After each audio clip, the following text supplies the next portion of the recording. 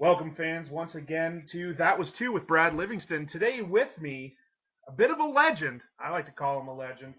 Former ECW star, Chris Hamrick. Chris, how are we doing today? I'm good, man. I don't know about that legend shit. Hey, it's my show. I'm calling you a legend. All right, so let's get started. Let's talk. Growing up, were you always a fan of the wrestling business? Oh, yeah. Me and my family used to have wrestling in Spartanburg, South Carolina every Saturday night, and in Greenville, South Carolina every Monday night. And that's what we did as family time. We'd go to wrestling.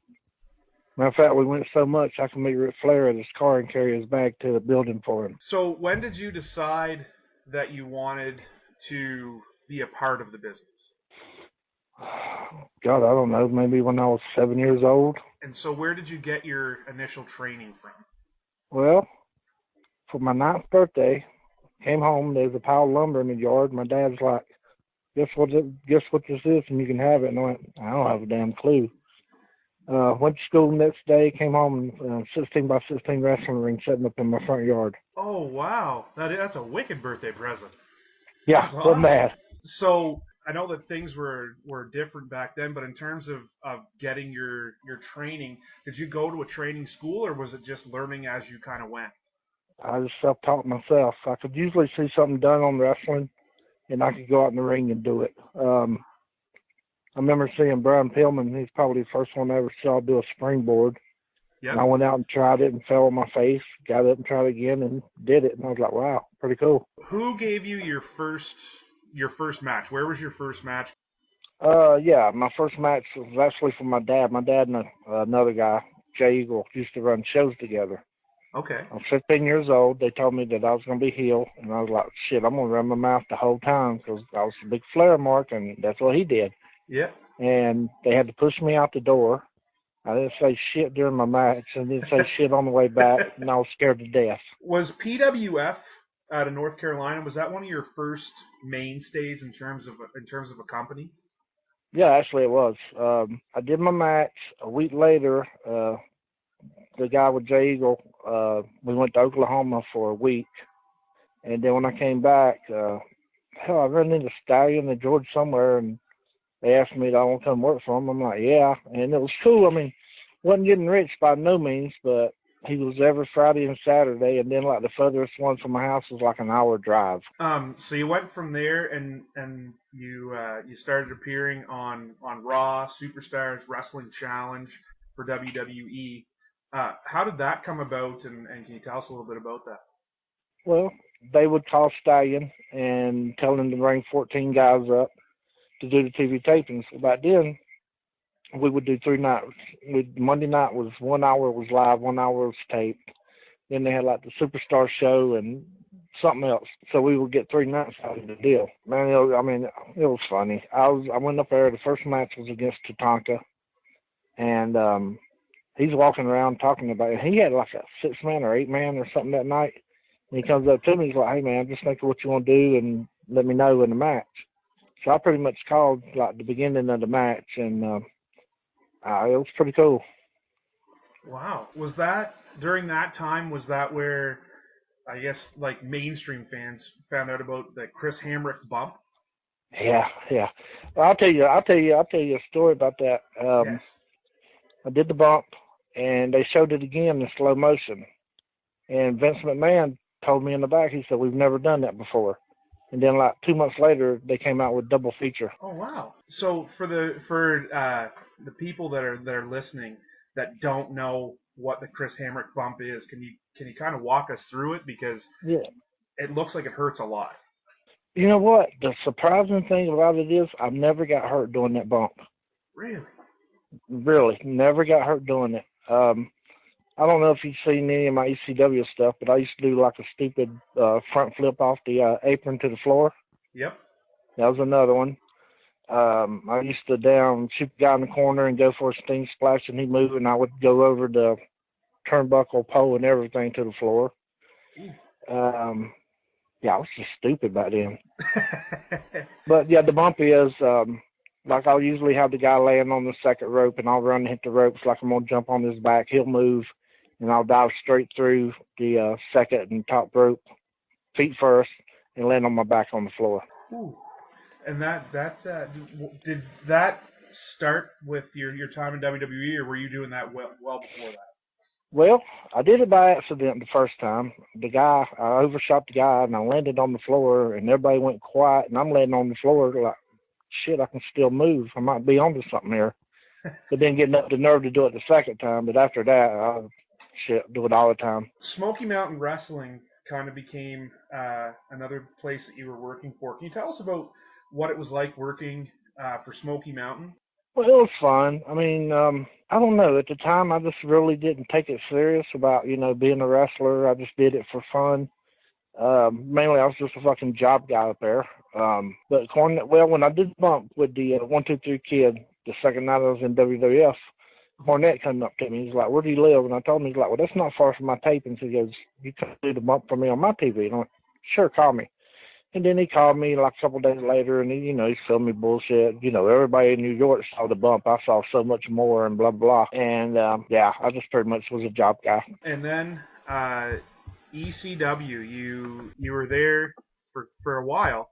How did you end up getting into ECW? Kid Cash got me and Easy Money a tryout. We went and did the tryout. And, I mean, there's probably, 8 other guys trying out.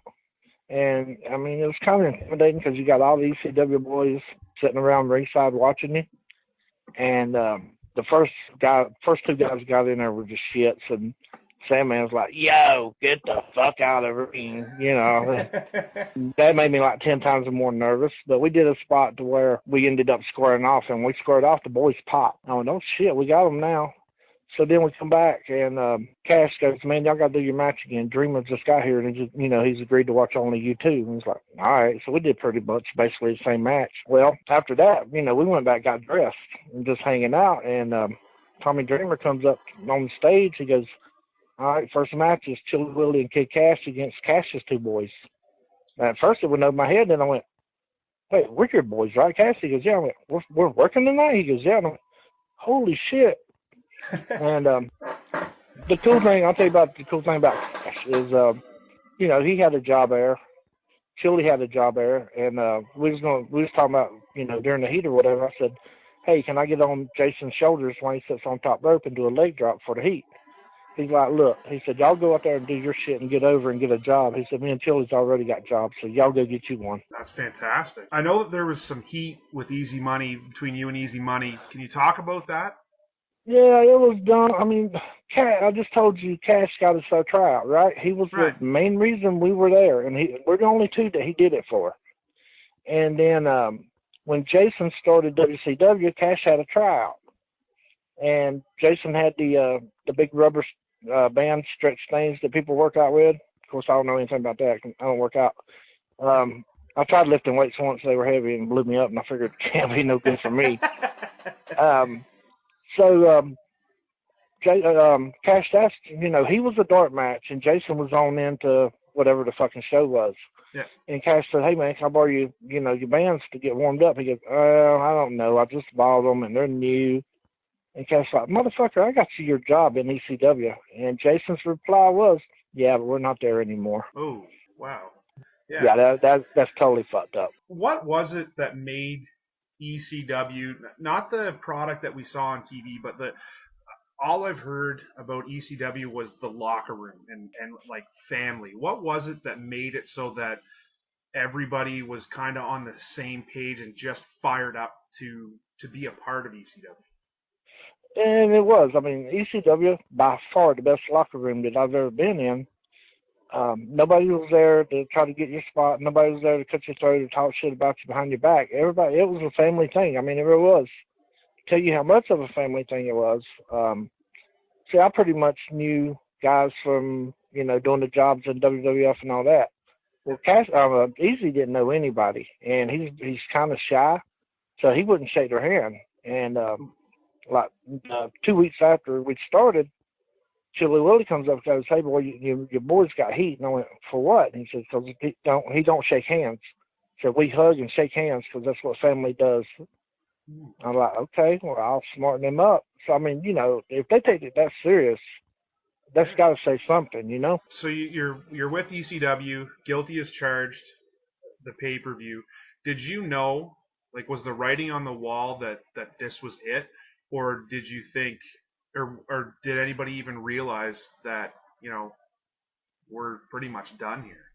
No, I mean, I didn't get involved in the office shit. I just showed up, wrestled, and, and was happy to be there. I mean, Paul wasn't there, but fuck, I was probably there a month before I met Paul Heyman. And then what really, really kind of pissed me off was, Paul's in California saying that he's trying to get a TV deal and he's filming a movie. I mean, that's fucked up. You got your guys putting on your show, risking their body, going out knowing they're not getting paid and still give 110%. As far as you guys knew, this was still going to be going on, but Paul was kind of out there. I think Paul was tired of it. I mean, he was ready to go. I guess ready to go to WWE. Hell, I didn't even know that until he showed up on TV, and I'm like, wow. And the bad thing about the last two shows was they were in, I think, Pine Bluff, Arkansas, and somewhere. Okay. And I mean, that's a long fucking ride. You know what I'm saying? Yep. And nobody's getting paid, and nobody's talking about, like, we're not going, fuck that. And I didn't actually go because I had a booking for an indie show. And, in my mind, there'll be other shows. So, and here's Easy Money's thought on this, okay? I said, Jason, all the boys said they're not going. He goes, well, that'd make us bigger stars. I went, okay, you go be a star. Jason's good, but his mindset is making Easy Money look good. You know what I'm saying? Yeah. Tommy Dreamer told him one time, he goes, Easy, he goes, man, I'm a mark for the business. I love this business. He goes, you're a mark for Easy Money. I got to know about this before we move on with some more of the wrestling stuff. Kristi Myst. I got to know this because I thought that you guys were married at one point. But yeah. I'm not right, am I? No, not at all. Let me tell you what happened. I'll tell you the whole story if you got a minute. Oh, yes. At the time, I was seeing Jillian Hall, but she wasn't Jillian Hall then. She was still Mercedes, just a, brown curly hair, yep, normal girl. Mm-hmm. And so I've always been a fan of Kristi Myst. Well, since I've seen her on the ECW pay-per-view for California where they did all that, I was just like, my God, she's gorgeous. So JT Lightning, the promoter in Cleveland, calls me. He goes, hey, I just booked Kristi Myst, but I don't have anybody to walk out to the ring with. And I went, well, you damn idiot, me.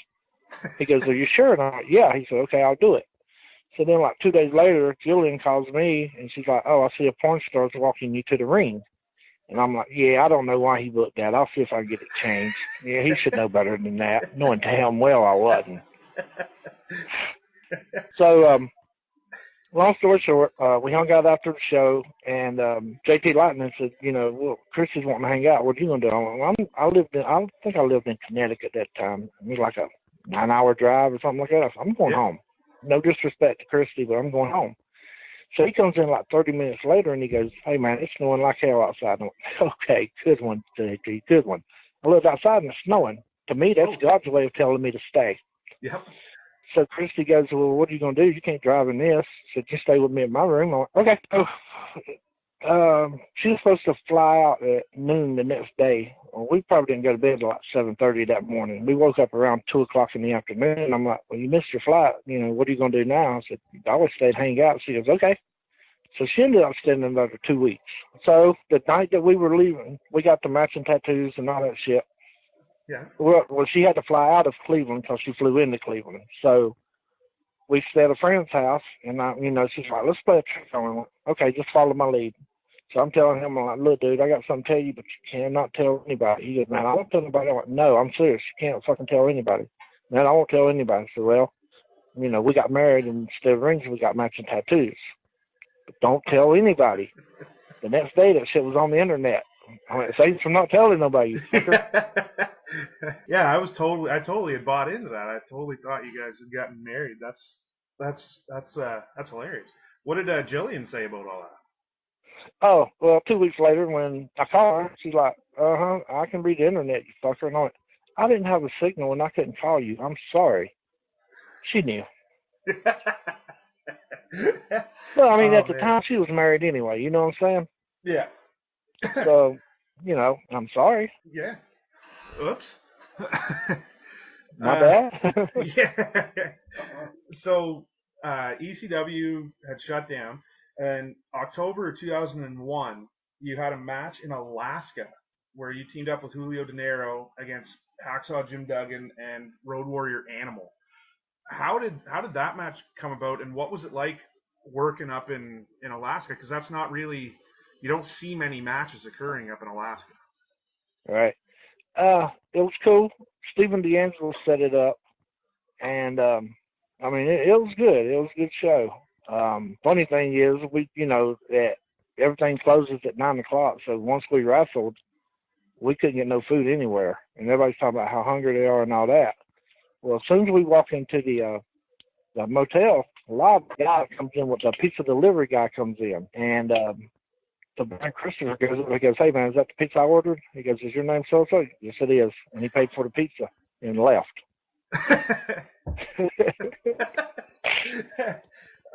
One match that was kind of weird, and I think that I noticed it because of the fact that the Messiah was also in there, but you worked a barbed wire ladder match in CZW in April 2002. There was also John Cronus and Adam Flash, and it ended in a double DQ. Was there anything about that match that you remember that was out there? Because it just kind of, I don't know why, but it just jumped out at me like, what is this? A double DQ and a barbed wire? They were going to bring in Chaos. Okay. And for some reason, XPW was still running at the time. I know they were. I don't think XPW would let him come. I was actually just going to go to the show and hang out with Johnny Casimir and Trent Acid. And so all of a sudden, they're like, "Hey, do you want to wrestle?" So I called Kevin Kleinrock and went, "Hey, they want me to work." He goes, "Well, just don't, put nobody over and make yourself look bad." I went, "You ain't got to worry about that." The bad thing about it is I went up to do the leg drop off of Adam's shoulders while he was sitting on turnbuckle, and Cronus rolled out way too far, and fuck, I missed it. Oh, okay. Yeah, Cronus and now I'm actually picturing that, and I remember seeing Cronus rolling too far. Yeah, okay, now I remember that. I saw that and I was like, what is this? I knew that there was something in there, and I knew that it was more than just the Messiah. So yeah. You mentioned XPW. So how did you get in with XPW, and were there any similarities in terms of the locker room as with ECW, or was it something totally different? I'm going to tell you, man, XPW, I know it has a bad rap and all that, but I love working there. I mean, if you think about it, there's a lot of fucking ECW guys there. Yeah. And pretty much, like, I would give them their number and say, "Hey, you need to call and get these on show." And, but yeah, it was fun. They had a money mark in Pittsburgh, and somebody told me, New Jack told me, he said, "If you can get to California," he said, "I'll get you a dart match." So she flew me to California, and I don't think they knew I was coming, but Jack was like, "Hey, what are you doing, my boy? What are you going to do with him? Tell him who he's working," And they put me in like I think it's called a Battle Zone Battle Royal. Okay. And it came down to me and Chicky Money and Chaos. And I hit all my signature shit. And after the show, Lisa Borden came up and told me, she said, "Well, you were trying to get a job, wasn't you?" I went, "Yeah." She goes, "I think you got one." So then they told me, they was like, "Yeah, you're in XPW, we'll start flying you in," and all that. So I enjoyed my time there. I really did. You mentioned New Jack, and anybody that I've ever talked to within the business, I just started working actually in the business, started announcing about a year and a half ago, and then got switched over to reffing just this past year. But everybody I've talked to in the business has nothing but good things to say about New Jack. And I remember the first person that said something to me, I think, was Homicide, talking about how amazing it is. It just seems like and I could be wrong, but it seems like as long as you're good with New Jack, he's good with you. It's when you kind of steer around him. Is that kind of the way that he is? Jack treats you the way you treat him. If you come up acting like a fucking Mark, then automatically he's not going to like you. Because, Mark shouldn't be in the locker room. But if you come up and, fuck around with him, talk to him, joke around with him, oh, he's cool as shit. He's one of the reasons that I got my job in ECW. The way it worked is you had to go, you get there, you'd work out in the ring, you stay dressed, and if somebody picked you to wrestle, you got to work. If not, then you just didn't get paid aid. You didn't get to work. You didn't do shit. Well, we're doing the workout probably, I don't know, maybe a month in. I'm in the ring. And here's what they do, too, is when you're there for a little bit, they'll not really stiff you, but they'll fucking semi-shoot on you to make sure that you want it, Yeah. So they were doing that to Jason. Well, naturally, Jason got thirsty and had to go get some water, and they're like, all right, Hamrick's your turn. And I won't play with y'all. So I'm in there, and I'm kicking out of everything and all that, and all of a sudden I hear, uh-oh, what? And I look, and New Jack's taking his earrings out. Now, these guys didn't know the history between me and Jack. And what the history is I wrestled Jack his very first night on Smoky Mountain and made him look like $1 million. Yes, sir. He's never forgot that. So he's taking his earrings out. He comes in, and everybody, in everybody's mind, they're thinking, Jack's going to kill this motherfucker. Mm-hmm. Well, he comes in, he locks up, he gives me an arm drag, hip toss, and a backdrop. And you could hear people's mouths hit the floor. Yes, sir. And Jack told me, he said, the reason I did that, he said, because I've never been in the ring during the workout. He said, if I do that, that's going to open people's eyes and take a look at you. And sure enough, I was wrestling Chili Willie that night, and Tommy Dreamer comes up to Jack. He goes, hey, since you like this guy so much, you want to go and beat his ass? I said, yeah. And that was pretty much the start of that. Wow. Yeah, see, that's what I've heard from people within the business. As long as you treat him, you're going to get what you give him. But if you think about it, I want you to think about two instances that he got in trouble. One where he stabbed a guy. Mm-hmm. And he was trying to work with the guy, and he don't know the guy. And, I mean, the guy backs him in the ropes and tries to hold him there. Well, if you're New Jack, you don't know if motherfucker's going to try to make a name for himself or not. So you have to defend yourself. Yep. So, he pulled out the knife and fucking started stabbing him. Which, I mean, if you don't know the dude and he's fucking, trying to tie you up in the ropes and he fucking won't cooperate with you, you got to do what you got to do to save you, Yeah. And then the thing with Gypsy Joe, he was trying to work with Joe, and then Joe was no-selling him at first and then slapped him across the ear, and then Jack just went off on his ass. Mm-hmm. I love hearing the positive side of that, because that's just, it's awesome. So I've probably had over 50 matches with Jack, and he's never, ever hurt me once. XPW, all of a sudden, like, they were out west, like you said, and then they decided they were going to run Philly. What were your thoughts on when you heard, okay, XPW is going to run in Philadelphia? Well, I talked to Kevin, and he goes, hey, we're coming to the East Coast. I went, please tell me you're not going to run the arena. He goes, yep. I went, oh, my God. But we drew 1,100 people that very first night. Wow. I don't know if they came just to, see what it was all about or whatever, but, yeah, we drew over 1,100 people at the arena. Also in 2002, the Crimson Dragon for TNA. Can you talk a little bit about that? Yeah, go and do the tryout. I forget who it was. Somebody came up and said, hey, Jarrett, what's his name? Not Jeff. Jerry. Not Jeff, the dad. Jerry. Yeah, Jerry Jarrett. He said, Jerry Jarrett's wanting some luchadors to come in, but the way that you move, you would fit that description. So would you be offended to wearing a lucha outfit? And I went, I getting paid? They go, yep. Fuck no, I'll valet park. You got the money. So they call me Wednesday, and they say, hey, we're going to bring you in, but don't worry, we'll get the outfit made. So I get there, and they got a red leather outfit, just like the fucking one I wore in ECW without my name and a white mask. And I'm thinking, fucking Ray Charles can see this is me. Well, who's you trying to fool with this? So I do the match. It was AJ and Jorge Estrada. And we had a real good match.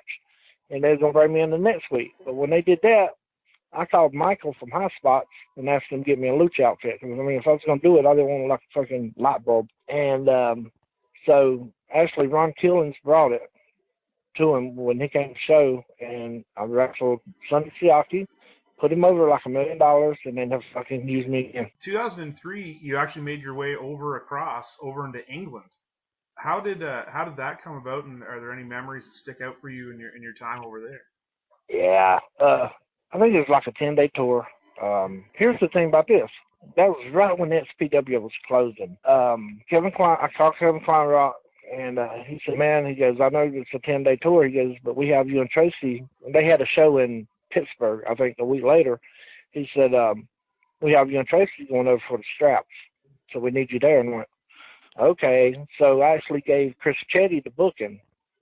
Well, then Kevin Kleinrock calls me and tells me that XPW ain't going to run. I'm like, you motherfucker, you. And something happened to where Chris couldn't go, and I fucking got back on it at the last second. And I'm over there, and Alex Shane. I love fucking Alex Shane to death. But he's there, talking about him, and the promoter over there for that, right? And I'm looking at, he's showing me the article in the newspaper, and there's like one little, Hoovy was there. There was one little line about Hoovy. There's one little line about Chris Chetty, and the rest was Alex Shane. And I looked at him and went, damn, Dusty, who you trying to push? And I didn't know. He got fucking hot. And then somebody said, man, you just have to know Hamrick. That's Hamrick. Yeah. So I'm sitting there and I'm watching these guys work out. And I mean, these are some wrestling machines, man. And I went, I'm not competing with that. So I went out and I did some of the silliest shit you've ever seen in your life. But it got over. I mean, people in the fucking, on the website was like, steal Hamrick's passport. Don't let him go back. And it got over so much that I wrestled the Zebra Kid one night and went over for the FWA title. I don't think it was the heavyweight title, but it was one of the titles. Yeah. If I'm not mistaken, I was like the only American to ever hold that. Really? Wow. I noticed also kind of in 2003 in IWA Mid-South, you worked with a young CM Punk. Did you see in him like that he was going to reach great heights at that point? Like, could you tell? I knew he was a good worker, and I knew that him and Colt were, going up and down the roads, paying dues, doing the way that it's supposed to be fucking doing. Right. But I didn't see him as like, damn, there's a future WWE superstar, I just, I mean, you see so many guys on the indies, man, I wrestled for Carino in PWF. Yep. And on that show, the SATs and Red were on it. Well, fuck, I never watched the matches, I just sit there and fuck with people in the locker room because that's what I do. Well, I got a DVD from RF Video, Future High Flyers. And I watched the SATs and I see them do the Spanish fly, and I'm like, oh my God. And then I see Red do the fucking standing shooting star press, and I'm like, man, these motherfuckers are good. But the thing about it is they used to always put me over there like, Hamrick, man, we loved you in ECW. You do all them crazy springboards and shit. And when I saw what they were doing, I was like, dude, my shit looks like a headlock compared to what y'all were doing. Shit. Yes, sir. You had kind of mentioned Tracy Smothers. You guys were Southern Comfort, and you guys were together, like, not nonstop, but you guys were together for quite a while. Where did the idea for Southern Comfort come out? XPW wanted to bring me and, is it Johnny Webb? Didn't he do like a fucking rebel gimmick or some shit with a Confederate flag? They were wanting to put us together and call us Southern Comfort. Well, I was on the show with Tracy in Cleveland, I think. And he told me, he's like, man, I ain't got no heat with Rob. I was like, man, you need to call me and you need team instead of me. And nothing against Johnny Webb, but I didn't know him. I knew Tracy. And so that's what they done. They brought Tracy in and started teaming me and him up. In terms of longevity, like, what was it that made it so that team was able to last for so long? Because a lot of times we worked. You know what I'm saying? I mean, we fucking worked. And, I'd go in and do the fast start, then Tracy come in and do the comedy, dancing, and we'd have that fucking dance off. And, but, I mean, we were over fucking everywhere we went. When we went to England, the idea was to have me, Carino, and Tracy. Our stable was going to be called Old School or something. And we were going to be heels, but the people would not fucking boo us. Yeah, I mean, until you got to think about it, I mean, they were bringing some guys over, but a lot of it was British wrestling. And, I mean, we're doing some, Southern old school bullshit, and it got over. Because, like I tell people, if you want to get over, be fucking different. Yep. If you go out there and you have to, you wrestle like everybody else, you're just another fucking match on the card. But if you go out there and you make them remember your ass, then you, start to get somewhere. Yeah. That's my philosophy about bumping. Because I do tag matches now. I'm not doing a singles match. And my partner takes the heat. I play Robert Gibson. And I tell him, I go, okay, you got 4 guys in there. 3 are bumping. I'm going to be different. Why the fuck would I be like y'all? I'm not bumping. I'm going to stand out. Actually, it was right around 2005, I think, was the first time that I got the opportunity to see you wrestle live. I remember it because you came up. You were working for Sonny Roselli up in Maine. Yeah, and you and the whole gimmick of the night was that there was going to be a battle royal at the start of the night.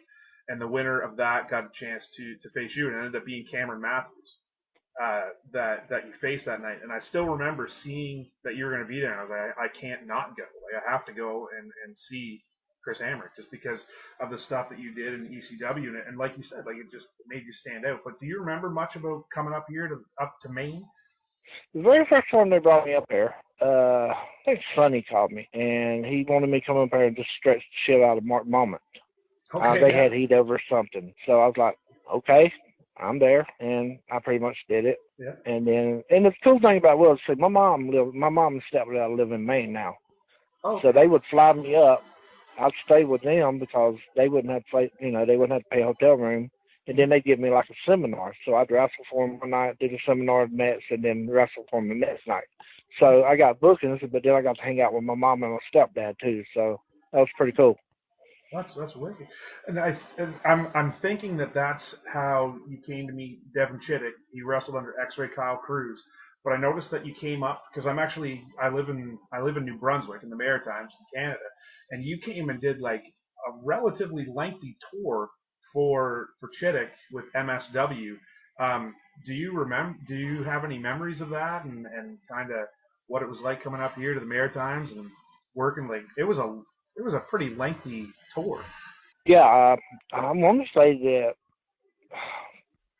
maybe Devin was on the. Okay, yeah, I wrestled Devin for Sonny. Yes. And I guess Devin wanted to bring me in so I could work him. And I went up there and worked him the first night and got over. And then I think, if I ain't mistaken, he did like a month-long tour. Yeah. It was fun, man. Gimmicks were fucking outrageous. In terms of, like, the change in the business over, the course of your career, what do you see as being, like, the biggest change that's happened over the course of your career with workers? Well, there's no such thing as selling anymore. To me, if you hit me in the face and I'm fucking going to no-sell it, why are you hitting me in the face? Right. And plus, I mean, I'm making you look weak. If you fucking can't knock me down with a hit, then I'm making you look weak. And it's just, there's no fucking heels and faces anymore. Everybody wants to be the fucking, respect me because I'm a wrestler. And I tell guys all the time, I'm like, okay, if you're a heel, if you cannot wrestle the baby face, then why the fuck are you a heel? That's what a heel is. He cheats to get the advantage. If you don't fucking cheat, if you don't have to cheat, why are you a fucking heel? Y'all know Maxwell Jacob Friedman? Yep. I'm trying my best to turn him into a heel. I'm like, dude, if you cheat, you'll stand out over everybody else. Because nobody does it anymore. Everybody thinks it's it makes you look weak to have to pull tights. Well, heels are supposed to look fucking weak. People just don't have the concept of good versus bad anymore. It's fucking, we'll both go out there and wrestle and we'll both get respect. And fuck that. Well, yeah, that was actually one of the things I was definitely wanting to talk to you about was the idea of storytelling. Like, do you feel that along with the fact that the whole good and bad and no selling, do you think that's affected the overall ability to tell a story? I'm going to tell you what. I know a lot of vets don't like the new wrestling and all that. I fucking love it. I can't do it. I fucking love it. The Young Bucks are the fucking greatest thing I've ever seen in wrestling. People can say what they want to about spot monkeys and all that, but these motherfuckers, they've got the world in their hand, and I have yet to see a fucking bad match with Matt and Nick. Yes. And then you've got the Japan Pro Wrestling. I think that's the best wrestling on the planet right now. Oh, yeah. I agree. But that's their style. I mean, it's a strong style and all that, but now, now's, I guess, the time to do it because everybody's used to it. And, everybody say, it's a good time to be a wrestler. It's a good time to be a fan right now, too, because, I mean, there's some incredible shit out there. And, I mean, you mentioned Maxwell Jacob Friedman. Like, the indie scene right now is, I mean, I wouldn't compare it to, the 80s when you still had territories, but it's incredible right now. The talent that's out there on the indie scene is unbelievable. I mean, the fucking houses are up. People are enjoying what they see right now. You had some health problems recently. I'm not sure if you're still having the health problems. Can you talk a little bit about that? Like, dude, I'm a fucking walking miracle. I mean, you see the stupid shit that I've done. Yeah. I've never had a broken bone. I've never been sent to the hospital. Of course my back's going to hurt because, fuck, I did leg drops for like 10 years. Then I started doing the fucking stupid Hamrick bump and then that flip off the apron. And just, when you're coming up wrestling, you think you're indestructible. First time you get hurt, you're like, oh, fuck, I'm human. I need to do something different. You know what I'm saying? But I couldn't because, like I told you, when I put my shit on, I want to go out and I want to be the one that people talk about. Yep. And, I can do enough stupid shit to where I can get their attention. So are you still taking indie bookings? I do a little, there's a little group, EWF, that runs probably 10 minutes from my house. I do that, and I do tag matches, and that's it. Maybe not so much looking at it from right now, but over the course of your career, did you have a preference of singles versus tag? Right now, tags. Right now, yeah, but during singles. Yeah? Why would that be? Because nobody knows how to do tags anymore. It's just, I don't know. It's just, and plus, if you're single, I mean, all the attention's on you. You know what I'm saying? And you got 2 guys in the ring instead of 3 more, so the match has a less chance of, getting stale or getting boring or getting fucked up. I'd much rather done singles back then. And what about face versus heel? Did you have a preference of that, and why? Love being heel. I love being a fucking heel. I don't know if you know or not, but I can run my mouth. Yes, you can. I've actually got heat down here for being too heel. What the fuck? If I'm not sitting there cussing somebody out just because I'm down, drawing back with them, actually paying them attention and, giving them something to do, then, fuck me for being a heel.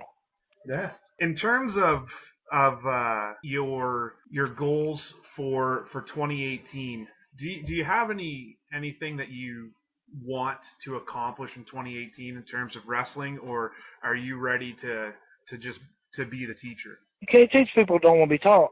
If you go in there and you try to teach old school and heel and that, they look at you like you're a fucking idiot. Well, so-and-so ain't doing that. Well, I don't care. Shut the fuck up and listen to me. Well, it's like when I used to go to the shows and do seminars. They pay to be in a seminar, but they don't want to fucking learn nothing. They know it all. And it's like I tell them, I'm like, look, you can be a shitty wrestler the rest of your fucking life. It ain't gonna hurt my career at all. Right. Yeah. A couple of weeks ago, me and the guy that I teamed with, Timmy Anton and Kevin Sullivan, for Shane Douglas and Boomer Payne and Bryce Anthony. And when I was in there, I did the old fucking, pull the legs apart like I'm going to kick him in the nuts. That's how people start kicking him in the nuts. And Kevin goes, man, it's been so long since I've seen that. I went, yeah, it's so fucking old, it's new again. Nobody fucking does it. True. I mean, you watch the old school stuff. Like we were talking about it just this past weekend. I mean, a couple of the other older fellas. And I was talking about Hogan Flair when Hogan went to WCW, and he'd just have to hold up his fist for 5 minutes, and the crowd went ballistic. And you're starting to see some people trying to bring some of that stuff back, which is nice, trying to bring back, what actually does being good mean and what does being a heel mean. So it's nice. Well, all heels want to be liked. Yeah, and that's not the idea. You're a heel. You're supposed to cheat. You're supposed to do shit behind the referee's back. If you don't, you're just another fucking baby face. Yeah.